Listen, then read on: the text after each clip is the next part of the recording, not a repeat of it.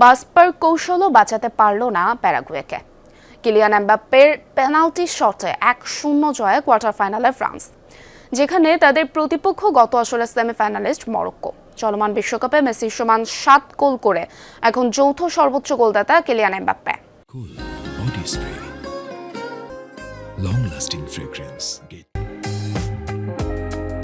Round of 16-এর আগে 4 ম্যাচে France করেছিল 13 গোল, উল্টো দিকে মাত্র 3 গোল করেছিল প্যারাগুয়ে। তার উপর যুক্তরাষ্ট্রের বিপক্ষে আক্রমণ করতে গিয়ে 4 গোল খাওয়ার তরতাজা স্মৃতি। তাই তো ফ্রান্সের ফ্যান্টাস্টিক ফোর আক্রমণ ভাগ থেকে বাঁচতে বাস পার্ক করে বসে পড়ে প্যারাগুয়ে। 11 জন ফুটবলার মিলে ডিফেন্স করে গোল না খাবার গেম প্ল্যান নিয়ে মাঠে নামে দেশটি।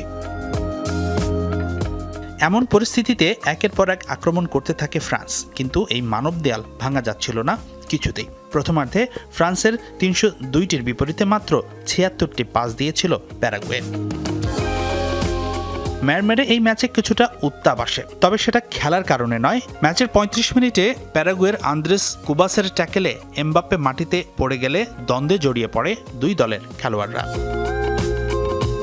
প্যারাগুয়ের রক্ষণে চিট ধরাতে ফ্রান্সের কোচ খেলোয়াড় বদল করেন। 61 মিনিটে বারকোলার পরিবর্তে দ্রুত গতির দেজিরি দুয়েকে মাঠে নামান দেশমস। কৌশলটা কাজে লাগে। 65 মিনিটে দুয়ে প্যারাগুয়ের 4 ফুটবলারকে গতিতে পরাস্ত করে ঢুকে পড়েন ডি বক্সে। তাকে আটকাতে ফাউল করে প্যারাগুয়ে, কিন্তু শুরুতে ফাউল দেননি রেফারি। কিন্তু ভিআর এর হস্তক্ষেপে সিদ্ধান্ত বদল করলে পেনাল্টি পায় ফ্রান্স।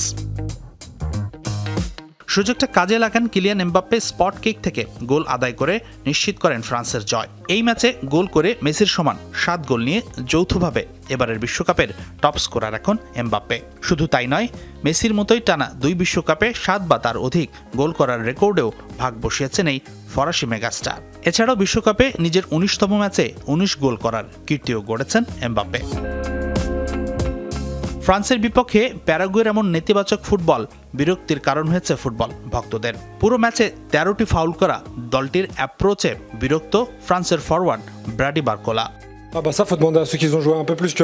আমি এর আগে কখনো এমন ম্যাচ খেলিনি। পেছন থেকে এত ধাক্কাধাক্কির ম্যাচ। আমি যে আঘাতগুলো পেয়েছিলাম সেগুলোর পাল্টা জবাবও দিতে পারছিলাম না, কারণ তা করলে ওদেরই ফাঁদে পা দেয়া হতো। তবে এই অভিজ্ঞতারও প্রয়োজন ছিল। আমরা জিতেছি, এটাই বড় কথা। তবে কোয়ার্টার ফাইনাল হতে যাচ্ছে মেগাস্টারদের মহারণ। গত বিশ্বকাপের 2 সেমিফাইনালিস্ট এবার কোয়ার্টার ফাইনালে মুখোমুখি হচ্ছে। কোয়ার্টার ফাইনালে ফ্রান্সের প্রতিপক্ষ মরক্কো, ঠিক যেন গত বিশ্বকাপের সেমিফাইনালের রিম্যাচ।